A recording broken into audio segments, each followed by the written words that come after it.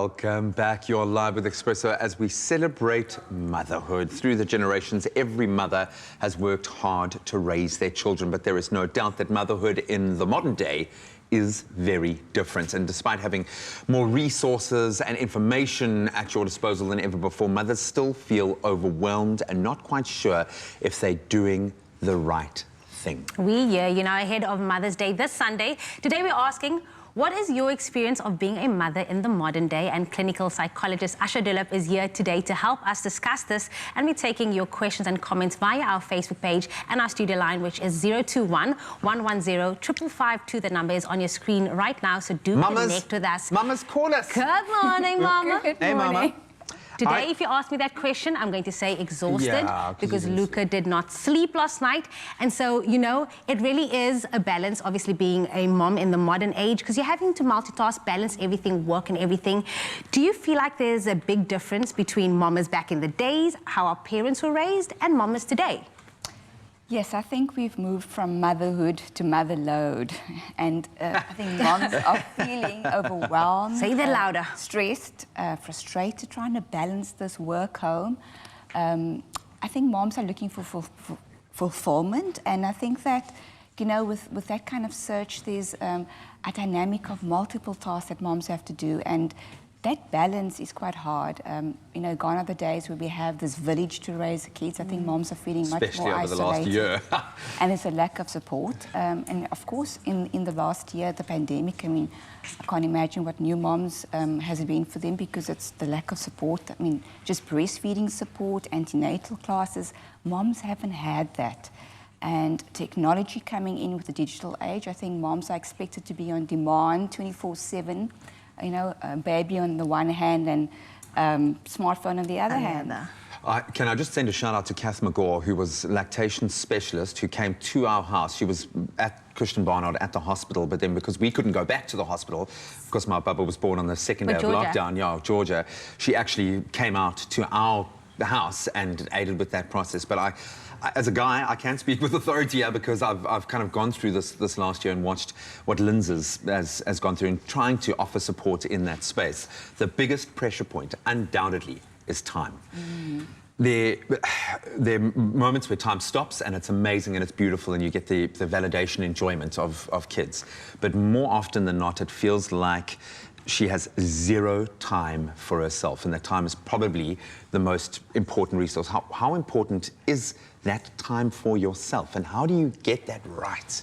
Time is very important, and we all are time bound, and it's really about giving yourself permission to take that time for yourself without any sense of guilt. I think that comes into play, because moms, when they do take time out, they feel guilty for taking that time out. So it's of utmost importance to take that time out, because you cannot give from a depleted, empty cup. You need to fill your cup up, and your cup is actually more about yourself. When it overflows onto the source, the source is your children. And many people think that my cup just needs to be full in order to give, but it actually needs to be overflowing.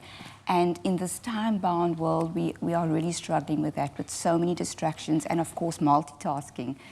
This whole term of doing more than one thing at the same time.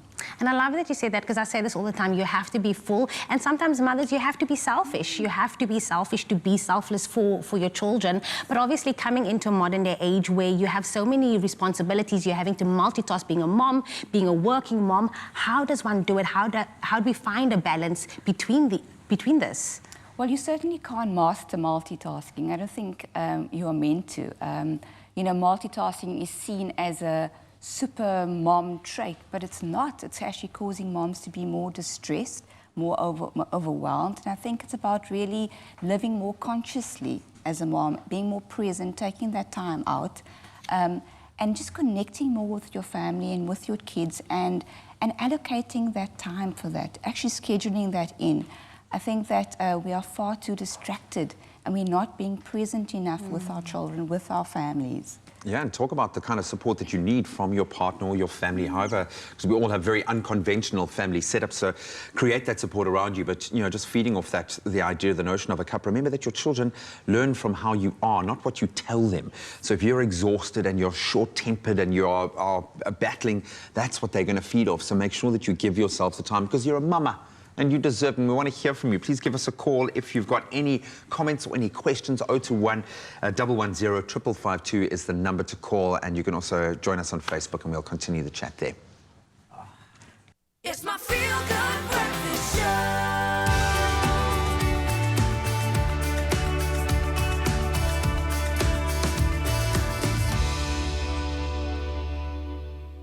You're live with S3. It's Monday, so we're talking all things relationships. And ahead of Mother's Day this Sunday, today we're asking, what is your experience of being a mother in the modern day? And we're back with clinical psychologist Asha Dullabh to unpack this topic. So do weigh in with your questions and comments on our Facebook page and also our studio line, which is 021 110 5552. We'd love to connect with you. Welcome back. Really interesting one, and from the gents' perspective, it's good to know what we need to do to help to support moms, because they have a dynamic that is completely different to ours. Obviously, both parents need to be involved, but I think now in this modern era, it's no longer a case of kids must be seen and not heard. You need to be connected to your child. You need to know where they are. There needs to be an emotional growth, an EQ through that process. How do we keep that connection alive and start to foster, especially when it comes to mental health, that within our kids, so that they are self-aware and will look after their own mental health? Because surely that's got to start at an early age, like every other part of their development. Well, Graham, you're mentioning the key ingredient, which is EQ, and that happens through conversations about feeling. I think there's so much doing that we're not stopping and just being. When we are being, we can then tap into the feelings before we tap into the thought, and then we do. So I think have more conversations with your kids, but try not to only have those conversations when there's a crisis. Try and work on a preventative approach, rather have those conversations before there's a crisis of any regard with your children. That conversation isn't attached to trauma. Exactly, yes.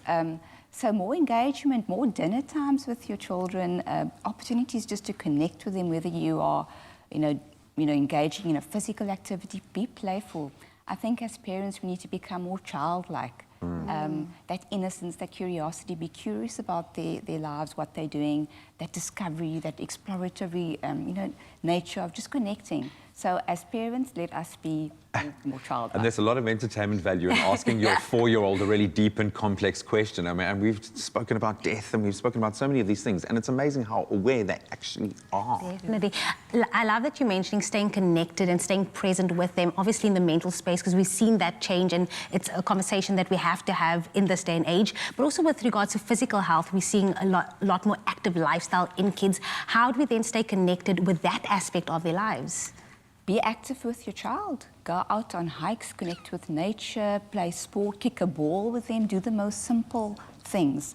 I think what's really important with mothers is their own internal narrative and script as a mom. I think moms, we're all about performing, trying to be perfect, trying to please. And with that comes the high expectations and the high judgment with it. I think that takes away from that connection. The whole script of I'm not a good enough mom, trying to please, trying to keep up with what everyone else is doing, comparing yourself to other moms. That is what's actually limiting the connection with kids today. So if moms can work on that and be more free in themselves, really get to know who they are and be okay with what you are doing as a mom. Remind yourself every day you are doing the very best you can each day. And I'm going to say this, a happy mom is a happy child, and you're doing good. Yeah, completely. Yeah. Actually, just be the person that you say you are on Instagram. Okay, actually do those things, feel those things, go and hike, enjoy the moment. No, it's hilarious. At my son's birthday, chatting with other parents and all professionals and everyone kind of successful in their own right, everyone feels like they're failing. Every single mom out there feels like she's not doing something right. So from a partner's perspective, how do we feed into the right kind of model to raise these self-aware children? I think really just ask your kids, ask your partner first, what do you need? How can I help? It's 4 words that are profound, and also moms needing to ask for help as well in trying to raise kids that are mentally well, and of course keeping moms healthy mentally and physically, linking into that self-care that is so needed right now. Self-care comes in the relationship between the 2 partners as well, because when that is solid, the family is solid. So having conversation, checking in with your partner, and supporting each other's mental well-being. It starts with you and feeds down to your kids, but we are celebrating motherhood at the moment, and we'd love to take your comments or your questions. 021 110 5552. Give us a call. My feel-good breakfast show.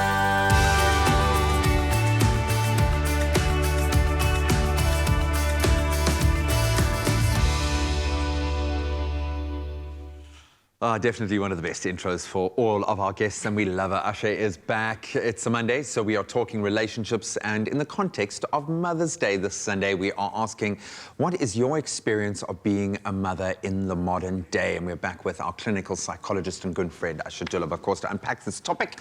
And we'll probably connect with a couple of your comments on Facebook as well, so keep the conversation going there. Indeed. Asha, thank you for joining, because you can speak with authority because you study moms and you are a mom, so you feel that. We spoke about it. Yeah, sorry to Go break for it, no, man. We spoke You're about a mom, it earlier. you get precedence today. Absolutely. Everyone always needs us, you know, everyone always needs mom. But what happens if mom needs a break, if mom needs someone to lean on? Mom needs mom. Yeah. Yeah, what then happens in that case? Moms need to actually give themselves permission to take that time. And I think women need women in that regard to share in that dialogue of motherhood. I think that self-care is important in this regard. And self-care is not just about doing the nails and going for massages and sleeping in. Which helps. But that in helps. itself, and don't discount that, eh? That Definitely stuff helps. does help. But it's also about setting those boundaries and being able to say no. Because when you say no to something, you say yes to yourself. And when you say yes, you're saying no to something else. So setting your boundaries so that it gives yourself more permission for taking that time out, for getting that cup to become, you know, full. Also just look at what you're surrounding yourself with. You know, there's, you know, toxic thoughts, toxic people that negativity is can really everywhere, pull yeah. you and weigh you down and make you feel like a failure as a mom. What are the conversations that you're having around motherhood with other people, you know, because there's an atmosphere that one creates in the home that actually draws on all our experiences. Tap out. I need to tap out. Yes, you've touched on it already. You tap out and then you can't enjoy yourself because you feel so guilty because you've abandoned your children. Your partner who works and has to now manage the kids is having to kind of do this, and he's not getting sleep and he's got to wake up at 4 tomorrow morning and so mom ends up just sucking it up and getting back in the ring. How do we, in a concrete way, plan enough to be able to tap out without the guilt? Well, we need to Is it possible, plan. first of all? I think when a child is born, it comes with this experience of guilt comes with the child. And I think guilt is actually a protector of shame. And the shame is all those I messages, I'm not good enough, I need to be a better mom, you know, comparing yourself to others. And I think it's about dealing with that in order to be able to really receive and take in what's around us, the help, the support, and also just being able to then take that time for self-care. Because without addressing the guilt, we're going to remain stuck. I mean, moms are not only juggling, they are struggling at the moment. And we need to look at so many different aspects and layers of being a mom, not just separate the role of a mom and the nurturer, but we are doing a lot, and moms are exhausted. And it's about actually just making the decision to say, I'm taking time out and giving yourself permission to do so. And talk about it, yeah. Yeah, and I love that we're having this conversation because just over the weekend we had this group of mothers. We just gathered. We just, you know, the kids weren't with us, and we just spoke. We spoke about things that's happening in this day and age. Did you drink wine? Did you drink wine? We didn't drink. I didn't drink. But I saw that on your Instagram, yeah, actually. I was like, I had sparkling water out of a wine glass. But just having that group to be able to connect with and speak and say, you know what, I'm not okay. At the end of the day, I need help. I need this conversation. Just how important is having that space to speak with other mothers about what they're going through during this day and age? It raises empathy. You know, the minute you start sharing your story, you hear me too. Yes, I agree with you. And that is the empathy and the compassion that we are raising for ourselves and for other moms. And where there's more compassion, there'll be less judgment, because moms are being faced with being judged, whether they're a good mom, whether they're a bad mom. They label themselves, I'm a bad mom, I'm a good mom. What is a good mom these days? You know, because we are in this mode of trying to be perfect, and in that we're actually just becoming more and more exhausted. And talk to your partners. Don't expect him to know exactly how you're feeling or what you're going through unless you talk about it. Be present in that space, and then hopefully your partners can suck it up and get back in the ring as well and give you the support that you need, not just on Mother's Day, but every single day. Hopefully you found this interesting. I found it really, really helpful. Thank you so much. And once again, we just celebrate moms in the past era and moms in the modern era. We know how complex and difficult the job really is. So mamas, we love you. Mwah.